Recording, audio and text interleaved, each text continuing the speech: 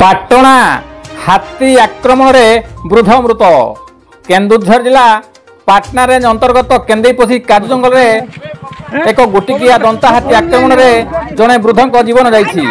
ସୂଚନା ଅନୁଯାୟୀ ଭାଲୁପାହାଡ଼ି ଗ୍ରାମର ଗଣେଶ୍ୱର ମହାନ୍ତ ସେହି ରାସ୍ତା ଦେଇ ଯାଉଥିବା ବେଳେ ଦନ୍ତା ହାତୀ ଆକ୍ରମଣର ଶିକାର ହୋଇଥିଲା, ଯାହାଫଳରେ ଗଣେଶ୍ୱର ମହାନ୍ତ ଗୁରୁତର ହୋଇ ରାସ୍ତା କଡ଼ରେ ପଡ଼ିଥିଲେ।